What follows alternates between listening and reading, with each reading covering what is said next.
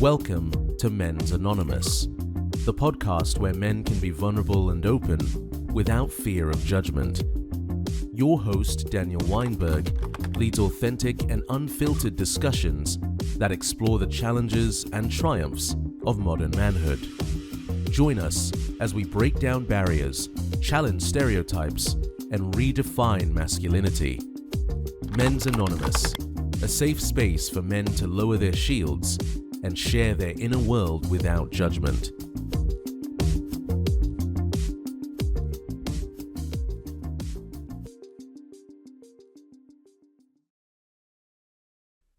Hey, welcome to Men's Anonymous. On this week's show, we have Michael Klim, one of Australia's greatest swimmers of all time. We have an incredible conversation around the ups and downs, the challenges, trials and tribulations of what is an incredible story on the roller coaster of life. Michael Klim, Men's Anonymous.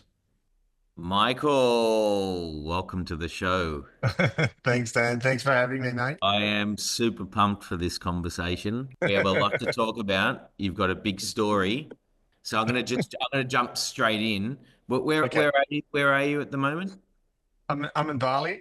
Yeah. How long have you been living in Bali for? It's coming up to 13 years actually since I came to Bali. I came on a bit of a sabbatical after missing the London Games. I missed qualifying for those Olympics, and my wife at the time said I devoted the last few years at that time to trying to make to that Olympic team, and let's go away and have a few months in Bali, reconnect. And we sort of collectively decided to, actually base the family in Bali, and I would commute back and forth to Australia where we were running a business, a skincare business. At that point, I made the commitment to live between two countries, which you know very well about. Yeah, no, exactly.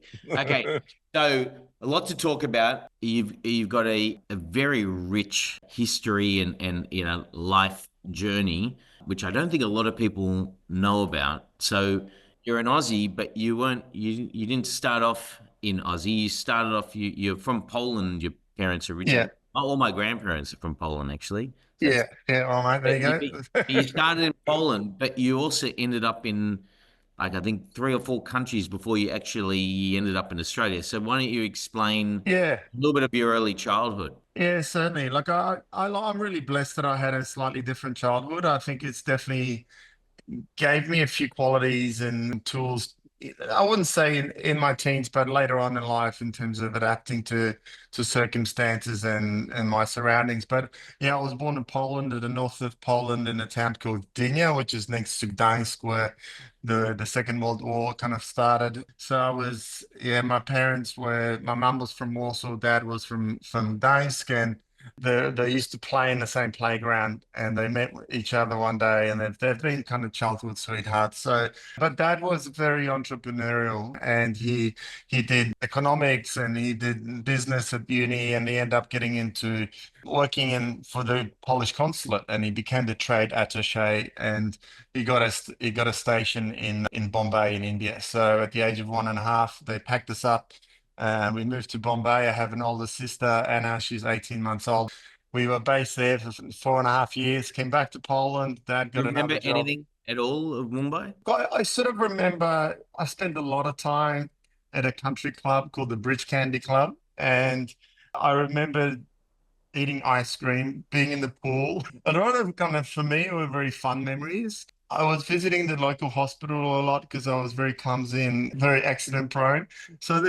And I don't know if these memories are from pictures or from actual events that happened, but so for me, I had a very similar childhood to what my kids have had, growing up as expat kids and in a very tropical climate, and almost attending country for the extracurricular activities. And so I never thought that my kids would be going through that, but I felt that, just to complete my sort of journey quickly, I went to Germany for a couple of years and That's actually when my swimming sort of really started to take off. I was about 8 or 9 and went to Canada after that, to Toronto. My dad got a job in This is Australia, but also, that this is all because of your father just moving around for yeah, work, right? yeah, exactly. And then look, I kind of applaud him for having the guts to to change, especially Polish people at that time being the communist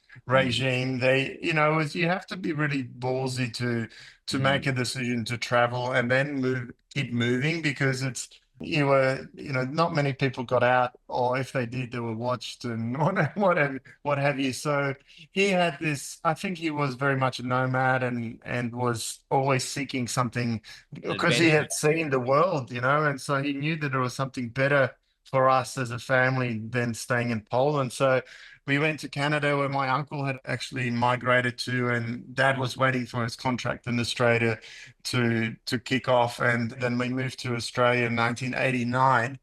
Coincidentally, it was only 3 months before the Berlin Wall fell and the communist regime collapsed. Mm. And so he was running away from that. But it's sort of the moment we landed in Australia, a lot of things changed, and the friends that he was keeping, and I guess people in the similar position became very influential, because I guess they were progressive in terms of the economics, and really bringing that Western world to Poland. And Poland is obviously a very progressive Eastern European country now, so sometimes has minor regrets about not staying and being in that, at the The inception of when opportunity that of when everything growth, resets. Yeah, yeah, exactly. But yeah. I think I think he definitely hadn't seen my successes in the pool, and my sister's in tennis. She became an Australian champion, 16 and under Australian champion in tennis. And so I think, looking back at us and our family and our lifestyle, I think he's pretty happy where we eventually ended up. Yeah, so from the age of 11, I was, calling myself an Aussie, qualified for the Aussie team against New Zealand at the age of 13. I didn't have an Aussie passport yet, which they end up fast tracking. And I actually had an Aussie passport before the rest of my family. So sport can certainly bend a few rules when you need to. And yeah, I mean, for me, it's I consider you can probably tell by my accent, I'm very much, very much an Aussie. And I don't, people ask me a lot why I never chose to swim, but go back and swim for Poland. And do I feel Australian? And absolutely, I would be, I'd be very sort of hypocritical if I changed countries after Australia provided me with all my learnings. I used up all the resources, the best coaches, used up the swimming, the sporting culture, and then having been part of some great Australian sporting moments, I'm very much an Aussie. Unreal. So swimming, okay. Swimming is very much you do have like team, like The national team all, and yeah, exactly. mm, Very much a solo sport. So if I think about, I've had quite a few swimmers around me in my lifetime, including other Olympians and world yeah, champions, etc. yeah. It's it's my take on swimming is that it takes a an enormous amount of commitment relative to other sports in that your training regime is I don't know how many days a week you're in the pool training, but I'd say it's somewhere between 5 and 7. Okay. Oh, yeah, look, it's definitely 6 days a week it's a full-time job. It's like any other It's professional hours. sport. It's not a quick hit out. It's No. hours. It's getting up early. It's going to Mm, bed early, and it goes for years. And you're in the yeah. pool swimming up and down, up and down, up and down, and you're on your own. You're really Yeah, you're but on look, your own, let and me you're in your let me head. kind of break that. I guess that thought that you've got there, because I never thought of swimming as an individual sport. For me, swimming, the thing that became a constant in my life, and I tend to grab. I was, became a. I learned to swim very early. I was a good swimmer as a kid, and I was always gravitating towards that environment. So you might be Why? swimming, you Why? might be swimming. Why? I think there's Yeah. obviously as a kid, when you're good at something, you tend to prefer doing that, and you have recognition. It builds your self-esteem, and I think I my identity was shaped pretty early on as being this Swimming migrant guy. kid. No matter, yeah, the swimming guy, and but I think that there is always there is a lot more support, a team support, or support from your squad members, your coaches, swimming parents. It's a really communal sport. It's still very amateur. So absolutely there is a solitude to the sport, but I think there aren't many athletes or swimmers that can achieve things on their own. So I think that I want to kind of bust that myth because it is even Kieran Perkins, who swam, or Grant Hackett, who swam the distance events and would do, probably more than anyone else in the pool, they still relied on, training partners, their coaches, the physios, and there's probably other sports out there like ultra marathon guys and triathletes that on their own a lot longer than swimmers. And I think swimmers do rely on that social interaction because it is so hard. With the runners though, you can actually chat to your mate as you're running. You can't. Well, no, we do tend to chat. Prior to training, there is, there's the warm up to the session. There's the main set. What I tend to now that I'm coaching, I get my guys to really, you know, I guess isolate a good hour of focus, concentration, visualization, everything. But then you can relax a little bit and chatting between reps and things. So I think in sport in general, I think that's what people like because there is that real social interaction. And swimming being, I think there is definitely this huge part of individual performance because only one person is going to perform on the day. You're going to get up on the blocks and no one else can affect that outcome. No one else from in on that on all those other blocks can jump in your lane and make you swim any slower or faster. So ultimately you're in the driver's seat, which it is a solo sport from that point of view, but I think there is so much to say about, the success of the Australian swim team and how well we can perform as a team. And it's not, if it was such a solo sport, I don't think, we would be outperforming so many other countries. And tell me, I'm really curious about this. Is what are you taught, or what do you teach new swimmers about the mental game in the when you're swimming on your like you're swimming for hours? What's going through your mind when you're in the pool? Going up and down. Yeah, What yeah. what are you taught? What are you taught to? Are you taught to meditate? Is it a meditative process, or are you taught to switch off, or to focus on technique, or like what are you thinking about? Look, I think overall, as I have a lot of 14, 15-year-old kids, and a lot of them are almost on that borderline of, deciding, when they get to the end of school and then they're not performing, a lot of them fall off. And I've seen so many swimmers continue past that point of 17, 18 and have their success late in their mid-20s, for example. So I talk to my guys and say, you've got to do everything you possibly can now. Unfortunately, I have to tell you that there's no guarantees. I can't guarantee that you're going to be a world champion or an Olympian, and it may happen in the next 2 years, 4 years. And even a mate of mine who came here and did a clinic, Brett Hawke from Sydney, and he did a great talk, and he said that he only made the Olympic team on its third try at the age of 25, but he started swimming when he was 10. So that's 15 years of a sport with no guarantees of getting to that highest.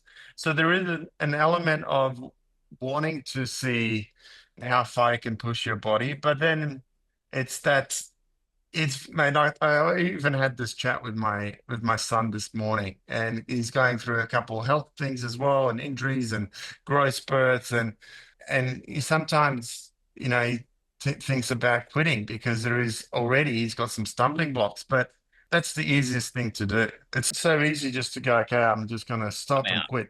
Yeah. I'm out. That's like, and it can change. And then but I think I mean, it's not rocket science, but that's when we learn our lessons when, you have to endure, you have to That's when you mold yourself as a person, as a character, Brilliant. and you feel proud of, I think, if you stick through those tough times. And there's if swimming didn't give, or even sport itself didn't give you people joy or fulfillment, because there's only less than 1% of people that actually qualify to the Olympics and win medals.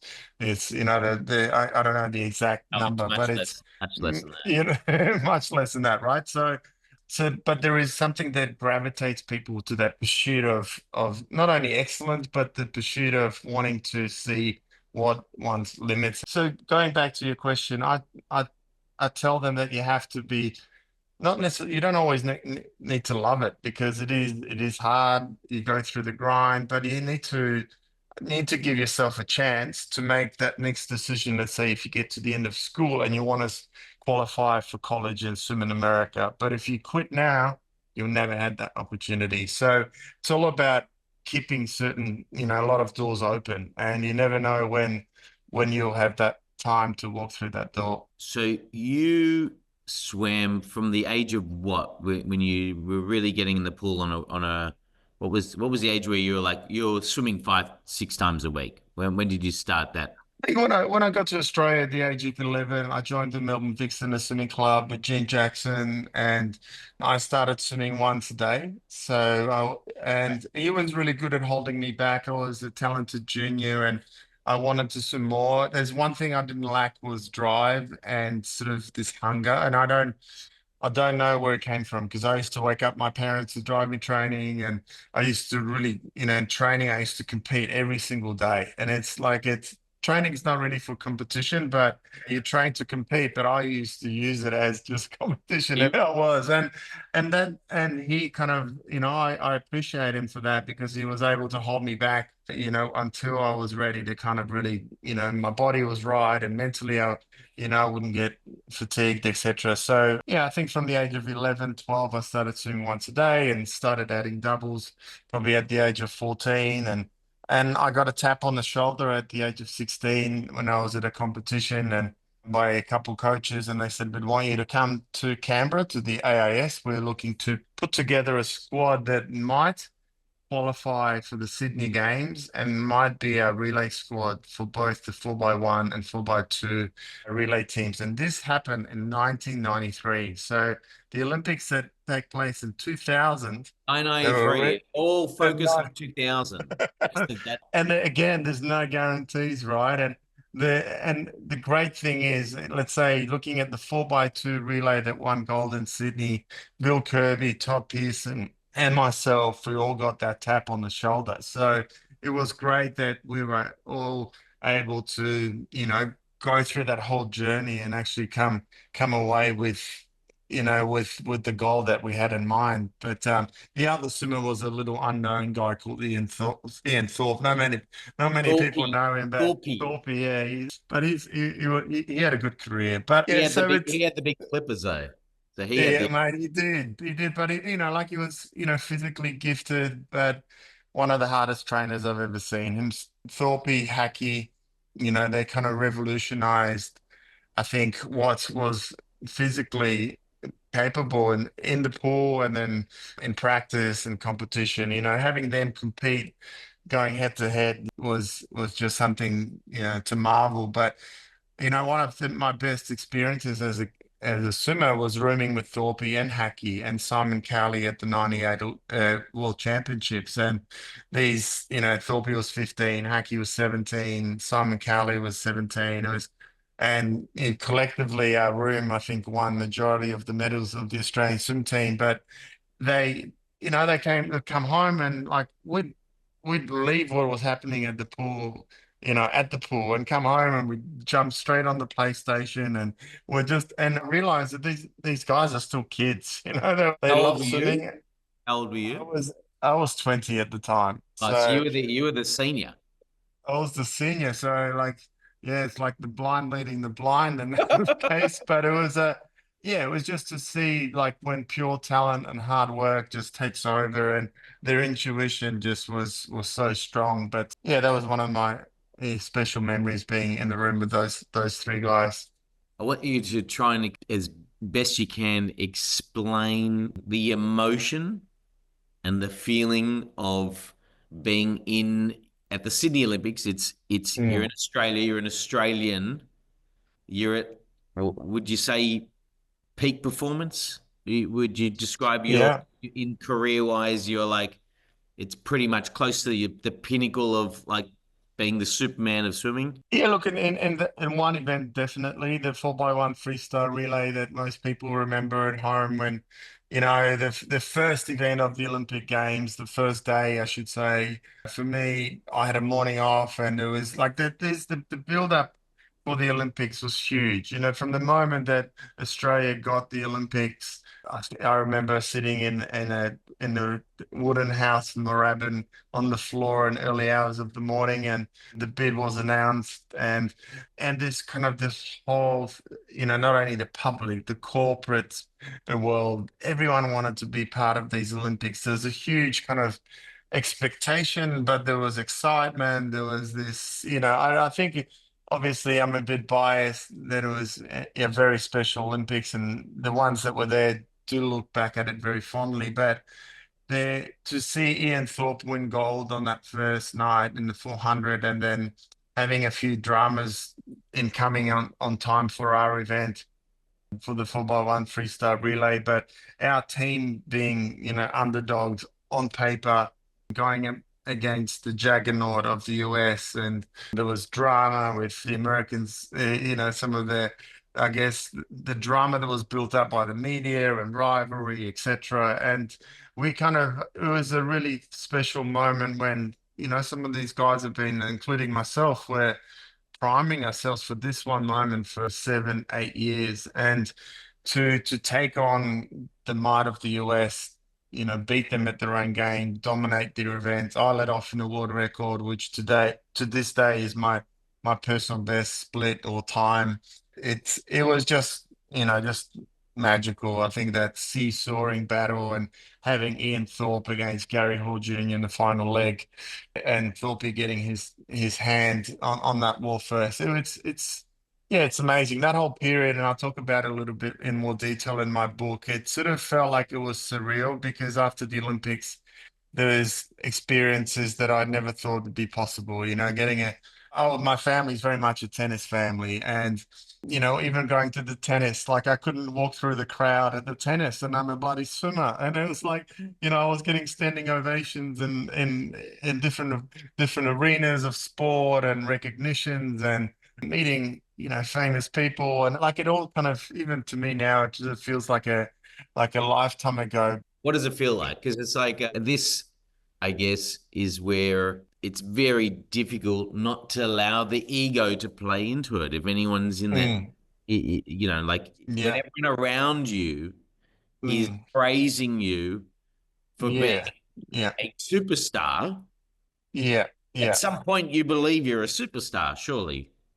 Absolutely. Then, I was young, I started getting car deals, and, I was sponsored by in Westfield, and I had Braun as a sponsor, Nintendo. I had big corporates on board, and Fairfax and News Limited, all these different guys around different times. And, big, Speedo was on board with me for many years, supporting my in technology development in terms of the suits. But, you do it to me as a kid, at times it did get to me, like I sort of felt like it was almost like, no, look, I worked my ass off. I'm not going to lie. For about 8 years, I didn't miss a training session, and, I put everything on the line, and probably if anything, I put more pressure than I could handle. On And, yourself. but on myself, yeah, trying to almost surpass the expectations of others that they had of me. But I think there is definitely an element of being a Leo as well, mate. Part of me was definitely ego driven, but there was another part of me that kind of felt like a bit of a fraud because I was still an introverted Polish kid that couldn't, was still shy when I walked into a room, but I could put on this persona and hold myself.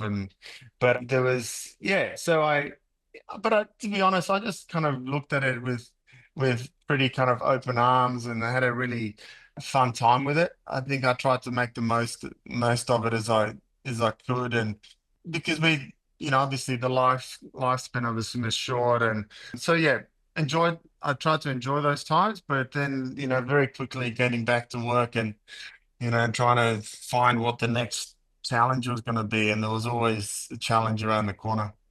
So swimming being a young person's sport, you reach a pinnacle very early in terms of life journey. Mm, and mm, then and then your whole being, or the public perception, or let's say that your value becomes very much associated with swimming. Everything around mm. you, it's almost like someone who works for a company for 20 years, and they become very associated with the success in their life is very much relate connected to another thing. And for you, Yeah. was swimming. Yeah, When absolutely. And yeah. that shine would have, as you started, moving beyond, let's say, competing age. Okay, so Mm, you did mm. Sydney Olympics. You did another Olympics after that as well. I did Athens, yeah, What did you do? '04. Did you do Atlanta before as well? Atlanta before, so I went to three games, and around that time of Athens, cracks started to appear. So I started getting injured. I started becoming frustrated with my body. I was one of those guys that wanted probably to overtrain to give myself that little mental edge on the others, knowing that they probably wouldn't have done as much or swam as hard as I did, and I started getting resentful with my body, and it was. It was a tough time between '04, getting back from Athens, and then '07 to when I retired the first time.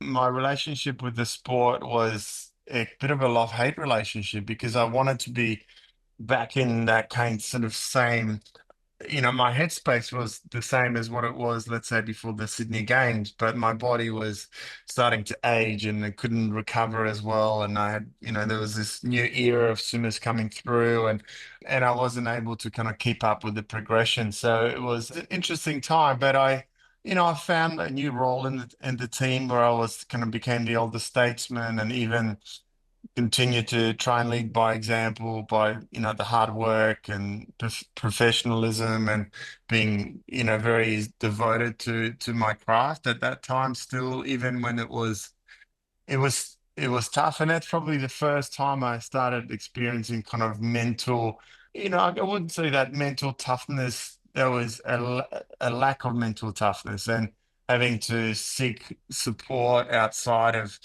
typically my coach. For most of my career, it was my coach and I, that communication, that relationship, which kind of, I moved out of home when I was 16. So developing a very close, almost a father figure like relationship with my coach. And then, I moved out of the Institute of Sport, went back to Melbourne, injury after injury, and you start analyzing, looking to ahead of time, and you start projecting, when am I going to retire, and what am I going to do afterwards? And but that never was an issue for me. I knew that reality was going to take its course, and my family started a swim school business, so I had that. I was fortunate enough to have great management and TGI, and also with my dad's support, I started investing and in property, etc. So I knew that I was going to be okay. And it's more about me personally finding an identity where, even to this day, obviously, we're talking so much about my swimming, but I feel that I've developed as a business person. I do a lot of stuff, obviously, for charity, and I think that I've got different kind of identities now that I'm very comfortable with, become a big part of my life. So I think that's where a lot of athletes do fall short, that they don't plan for that transition into normality, Yeah, really. like, Yeah. life before and after, sporting success, let's say. So Yeah, when yeah. so when did the wheels start coming off for you? Like when did like you had so much success, and then Mm. started turning. So your career was moving towards, okay, you're coming down the mountain now, so you Yeah. passed peak performance. were you already married at this stage, or? Yeah, so well, yeah, I got married in 2005, six, sorry.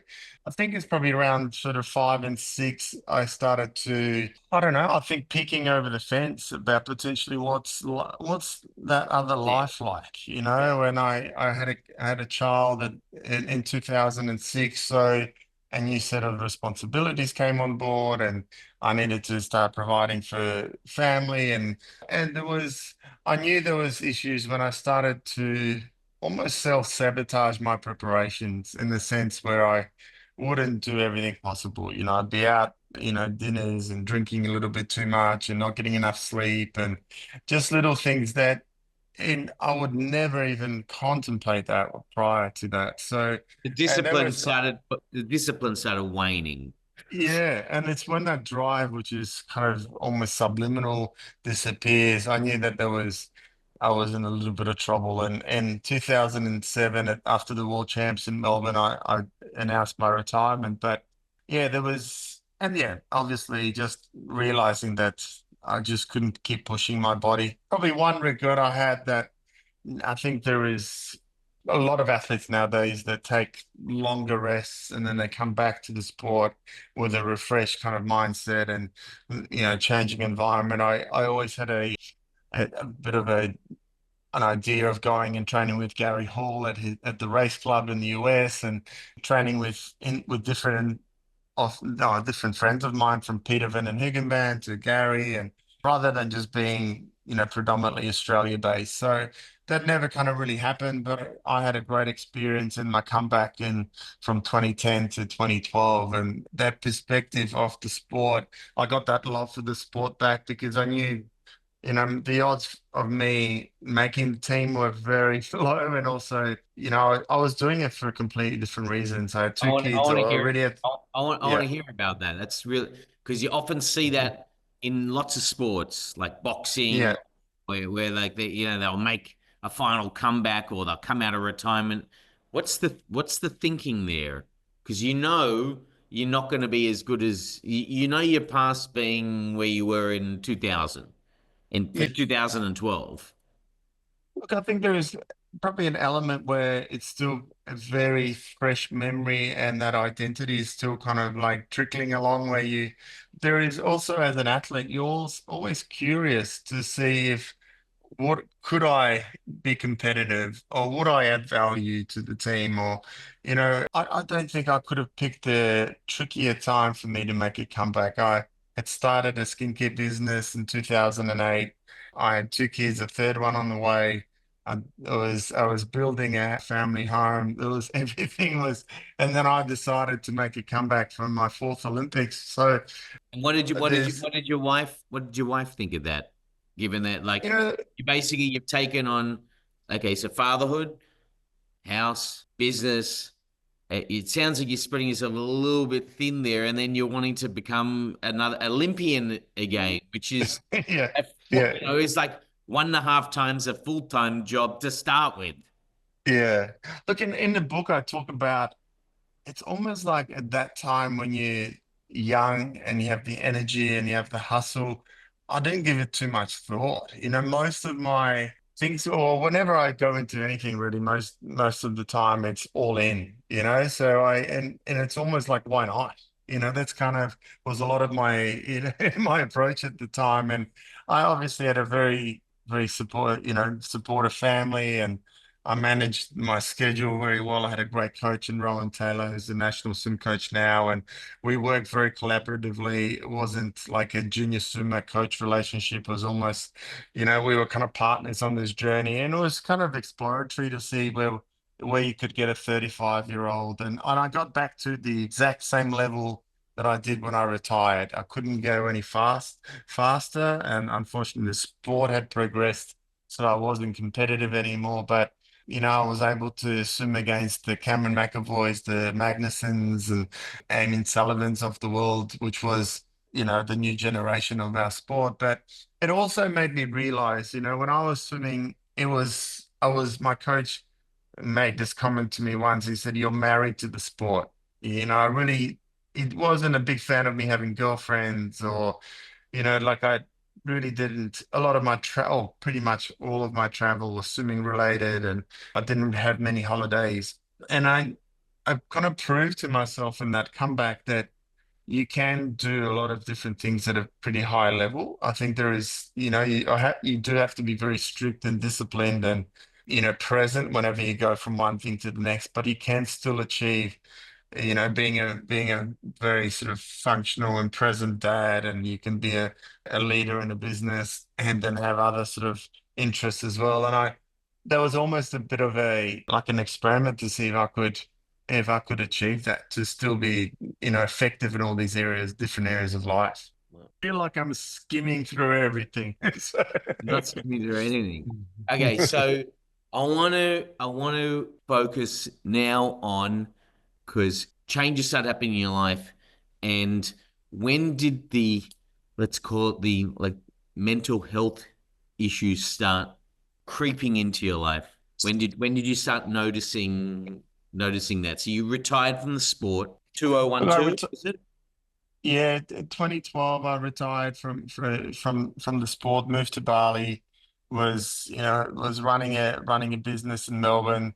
We were exporting a skincare brand called Milk and Co to about 16 different countries. We arranged in all the main retailers in the country, and Klim milk is actually Klim backwards. It lent itself for a very nice sort of transition into that space. It was actually probably created from the days when I was endorsed by Braun and doing a lot of sort of shaving, grooming kind of stuff. And I did a bit of work with Maya, and I was sort of within that grooming fashion space, and I was fascinated with the branding and marketing and creating something of my own. So that was probably a natural progression for me. And what was happening? The business was growing, and it was, I was traveling, I was doing trade fairs all around the world, commuting back and forth, doing week on, week off, trying or flying back for board meetings, etc., leading a very fast-paced life, as Mm. you're probably very familiar with. But it was something that there was a point where my mentality, my approach, and probably perspective on things hadn't changed much, probably hadn't matured a great deal.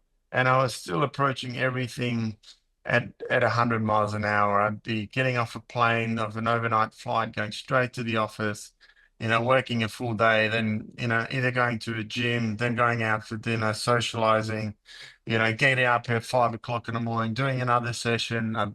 There was no session was just an easy flight or Right. easy. It was everything was at full pelt, and I there was a point where I started getting a lot of niggles popping up, but first of all, probably my relationship fell apart because I was, the kids were based in Bali, my ex-wife was here. The lack of connection, and we started to drift apart with different goals. And I think if it's, initially you're collectively on a journey, and then suddenly you're starting to bounce off and doing different things, and we started to, I think, had a different interest. And yeah, over time, I think as a marriage, I think it makes it really tricky. So that was probably the first stress that I had, and going through divorce was tough. And then, finding my almost my feet, and again as a dad, and my role where I had the kids 50-50, and then the juggle between two countries became much worse because I had the kids for 1 week. I'd get on the plane, go to the office for 1 week in Melbourne, and be back in time for Friday afternoon pickup the following week, and make sure. And that cycle just kept on going. And I was keeping up appearances and being a dad one day, and I think for me personally, I think now in retrospect, I think definitely taking on too much from that point of view, and not really So slowing one down week and on as one week prioritizing. on as a father in one country, and 1 week on as a business person, solo player on the other week, and Mm, alternating in another country. yeah, And so you're yeah, like 1 week on in one country in completely different roles. yeah, And yeah. you do this for how long? It's How long did you do that for? years, many What? years. So One probably week like, on, 1 week off, like that. yeah, probably at least, at least 5 years or so.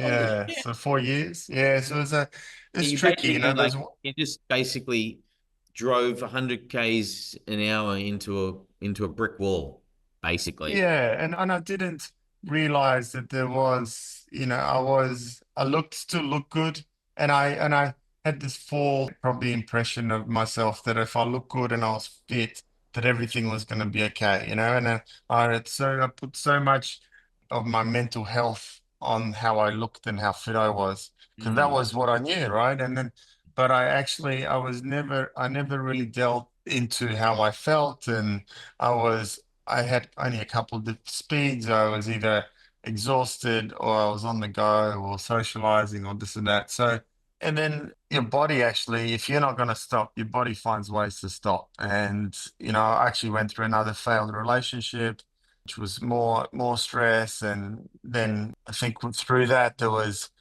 the company started to having some issues as well. We ended up going through a sale and having new partners on board. There was financial pressures. Then COVID came, but in the lead up to that, all these niggles started appearing, and an ankle that I had problems with 20 years earlier started, or say 15 years earlier, started just, being annoying, and I couldn't walk, and I had to get my ankle fused. I started having back problems and operations on to sort out my back, and then I had detached retinas over a period of 3 or 4 years. So I started losing vision in my right eye, and I would just fix these problems, band-aid them up, and keep going rather than really sort of addressing them. So there were signs. There were signs that I needed to stop and kind of slow down. But it wasn't really until I was very fortunate that I met my current partner, Michelle, when I did, because it was, after another failed relationship, I had a bit of, time to myself, and I went, bumped into Michelle here in Bali, and we became inseparable. But 6 months later, the world shut down, and 6 months after that, I couldn't walk. And it was literally, that's how fast CIDP hit me. And I was ignoring all the signs of numbness in my legs and muscle wastage, and not ignoring, I was addressing it, but I really wasn't doing everything I could to make myself better. A lot of the things, from rest to mindfulness to even just having time to myself or rejuvenation, wasn't really that much of a priority. So yeah, so I think that it just really, I think it compounded for me. I think it started with, leading a very fast-paced life, to then, personal struggles and a little bit of financial stuff, then more personal stuff, and then health towards the end. And that would kind of really tip me over the edge for that last period. What happened? Did you have like a full-blown breakdown, or like how did it all present itself to you? Like, how did you respond to it? Look, physically, it was very, very confronting, because my legs became like twigs, and it Explain. still Yeah, I had think you need to explain. So mm, you have a condition which is it's an autoimmune. in condition, yeah, called CIDP, which is chronic inflammatory demyelinating polyneuropathy, And which is very few people in the population actually have it, right? yeah, it's 2 in 100,000, so it's super rare, and it's where your body starts eating it, attacking itself. And it happens in many different autoimmune conditions. And in my case, it attacks the myelin, which is the nerve sheets around the nerves. So by that, it can affect your polyneuropathy. It's either hands and feet, or sorry, arms or legs. But in my case, touch wood, it only affected my legs. So I started losing, the feeling in my, in my legs, really from my knees down. I, lost the sense of balance, mobility, couldn't really walk. I was falling over.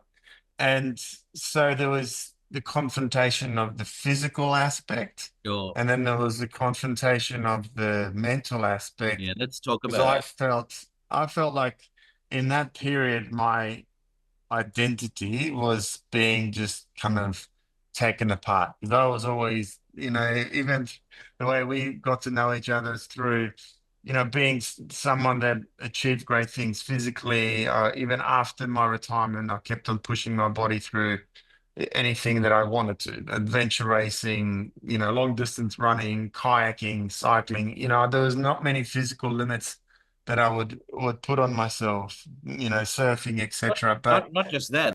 I'd say the public perception, you like on the front page of a magazine as Superman, tall, incredible body, super fit, like yeah, and that's probably when I was, and Adonis. like, yeah, and that's the time and that's when I was probably wasn't sort of clued on enough to realize that's when my ego started to poke its head out, and I started believing that too much, that that's all I was, and that was being taken apart, and I was in this denial and grief, but I didn't recognize it. So COVID actually was a curse. It was a gift and a curse because I was able to be, on my own, which I became a recluse because I didn't want to go out in public because I couldn't walk properly. I was relying on, kids and family to hold on to, whatever. But then I could be, I didn't have to spend that much time with anyone really. I started,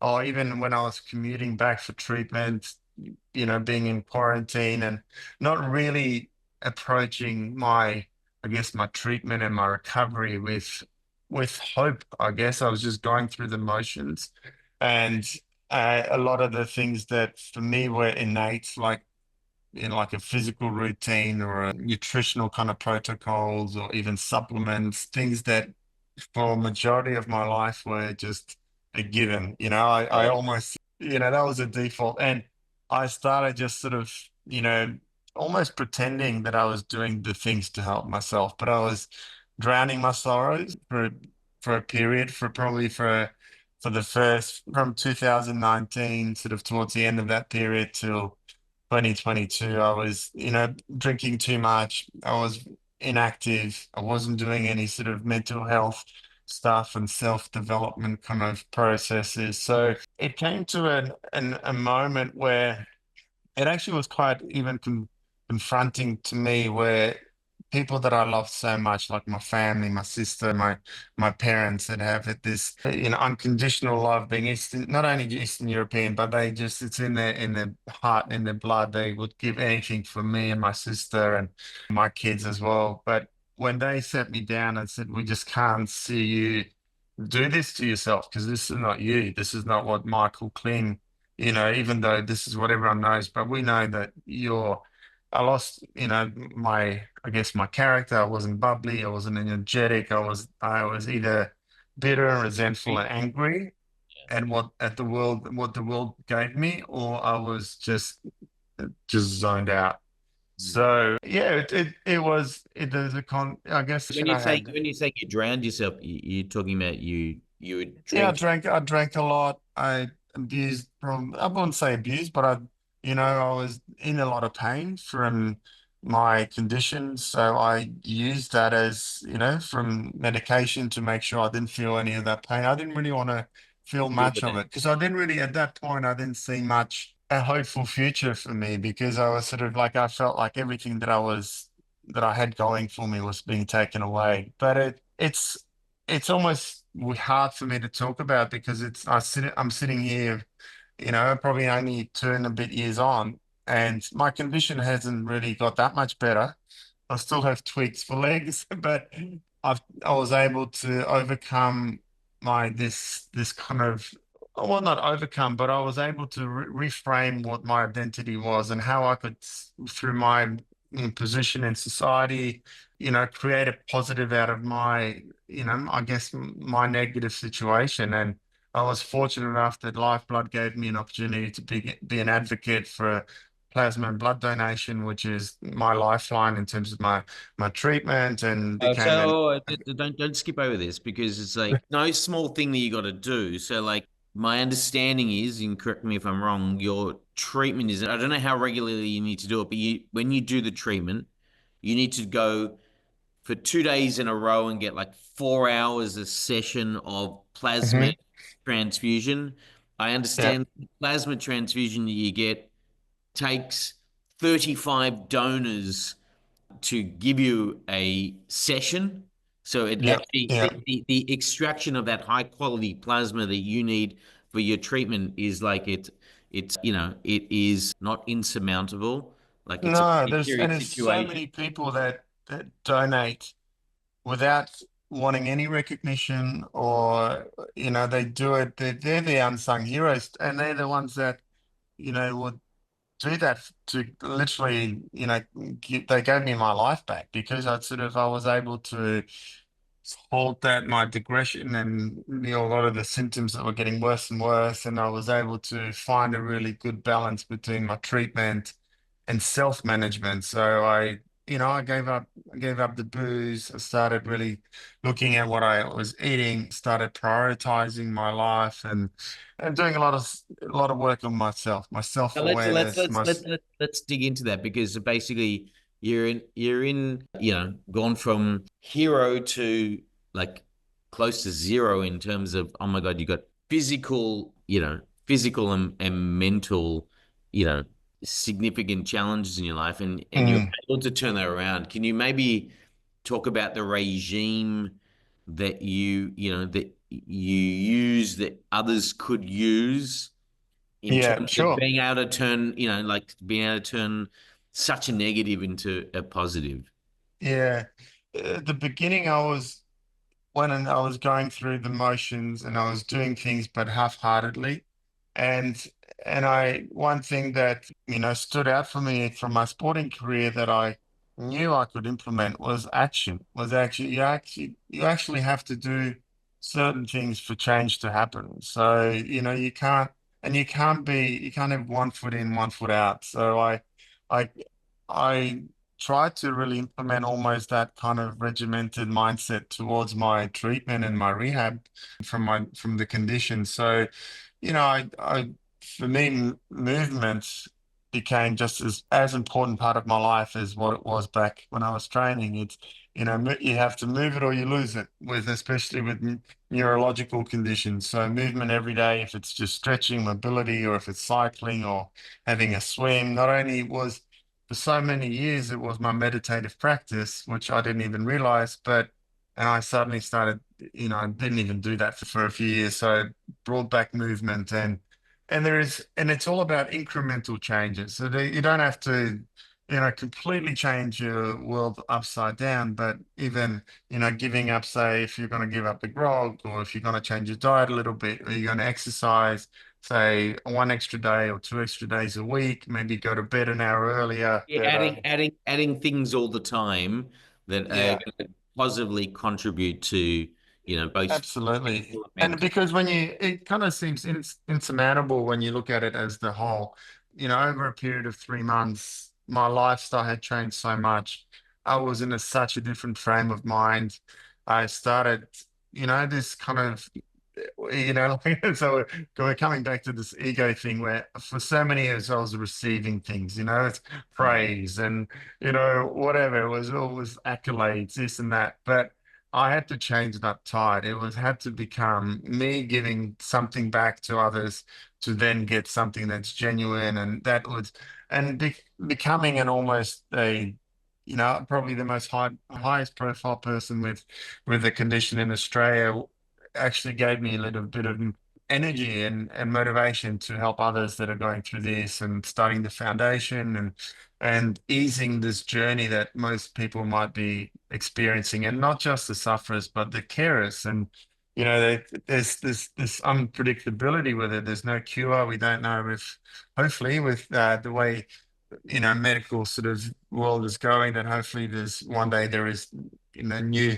new medication that can help with regrow of the myelin sheets, and nerve regeneration, etc. But even if there isn't, I'm still able, with the help of orthotics and prosthetics and etc. I'm still functional. I'm still coaching. I'm still passing on my knowledge to others. I'm able to now, in hindsight, look back at those learning curves throughout my life, and talk about it from the three different chapters in my life, from the sporting life to that entrepreneurial normal life, kind of everyday father, businessman, life in the period, and then to being, I guess, a wellness ambassador and someone or a CIDP sufferer, and how that is fueling is my next chapter in my life. And there's, yeah, I kind of look at it now as whenever people used to say,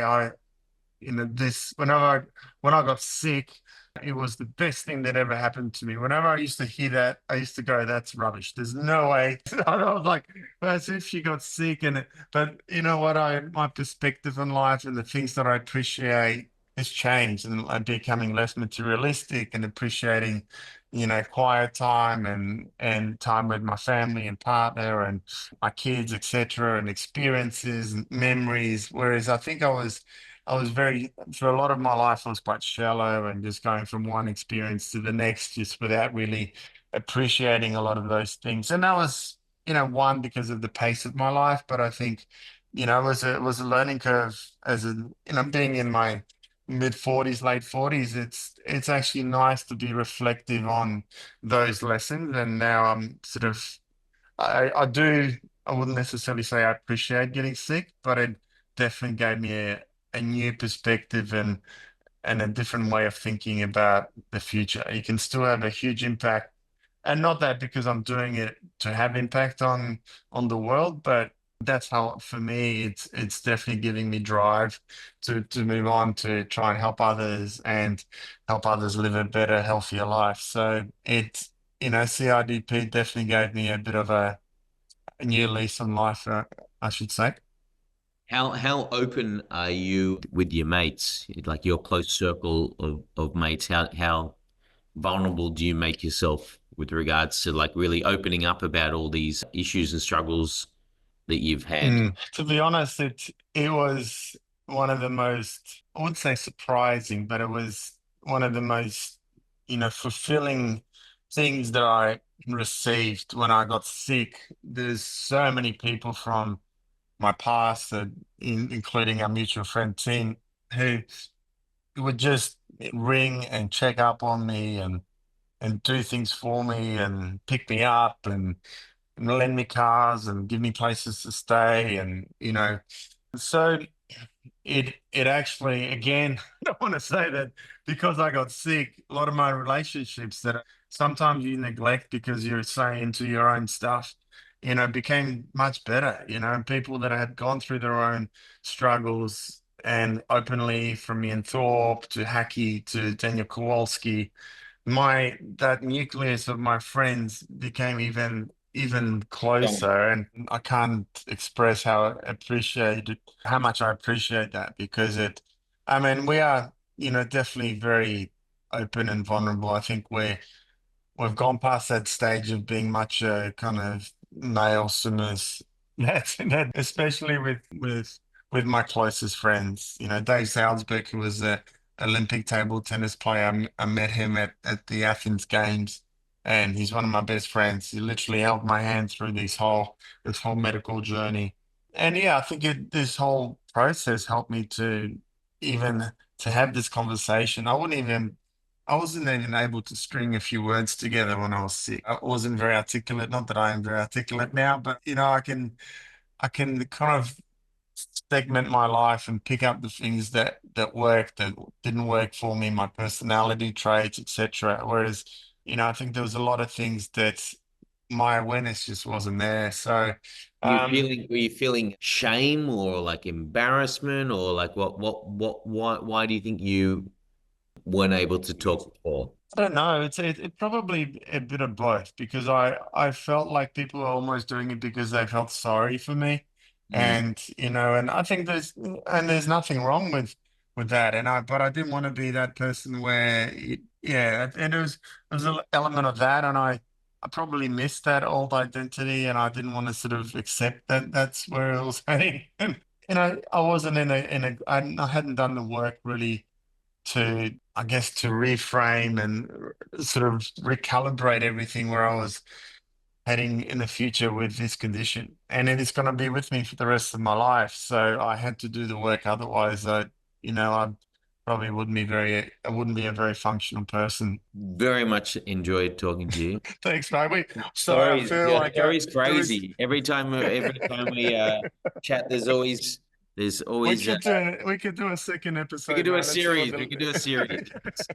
There's But always look, if anyone wants to find out a little bit more about these kind of my chapters in my life, obviously the Michael Klim book I launched yeah, last year. So if they want absolutely to find out a few more details, especially some of the swimming stories, they'll be in that. So, but yeah, thanks amazing. for giving me the opportunity to share. Question. I've got my Oh five yeah, questions. there we I'm going to go. do my five questions. Okay, so Yeah.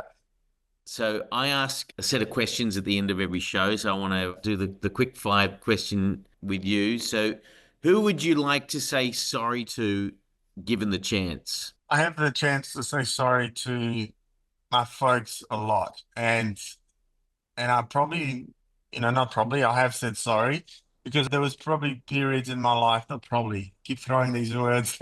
There was periods in my life that I wasn't an easy person to be around. I was stubborn. I had a short fuse.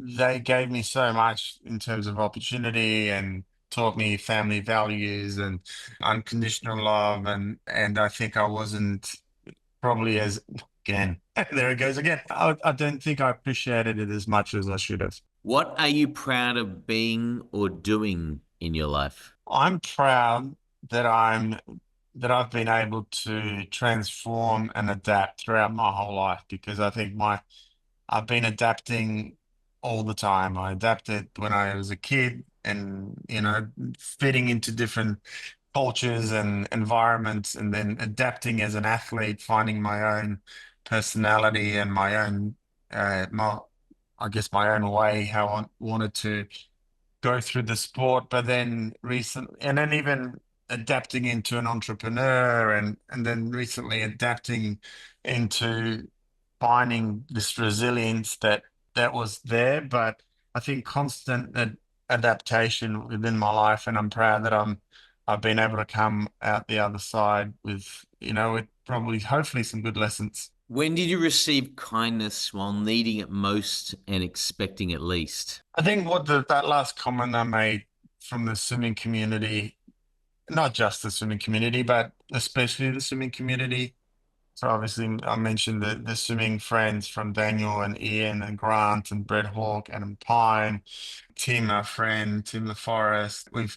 There's so many of the swimming community, Matabu. I mean, I could go on and on from coaches that had coached me, but everyone just came out in droves, and I think I didn't expect it, and yeah, it was a beautiful, beautiful period in my life. I needed it. Amazing. Okay, back to your mother and father, who you very seem to have a lot of respect and very fond of.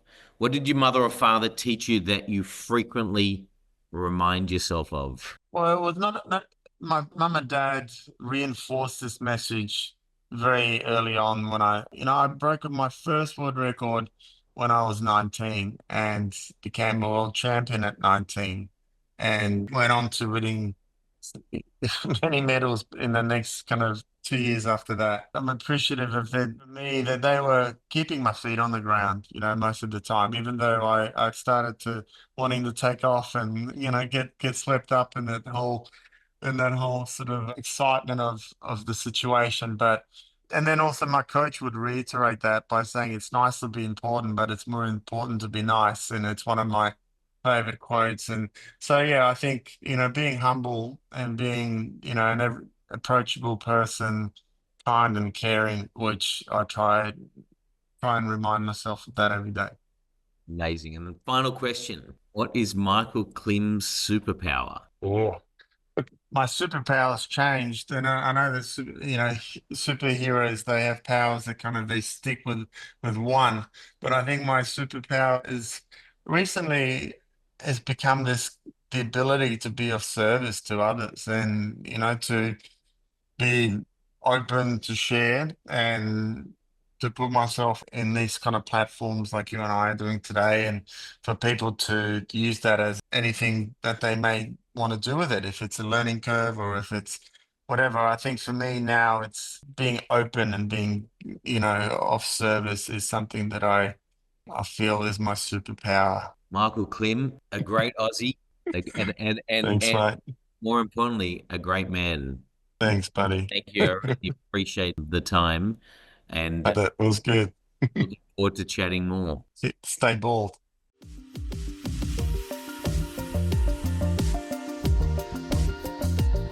That's it for this episode of Men's Anonymous. Thank you for listening. For more information on the Men's Anonymous podcast, including resources discussed in the show, visit mensanonymous.com. Join us next time as host Daniel Weinberg provides a non-judgmental space for men to voice their innermost feelings and thoughts.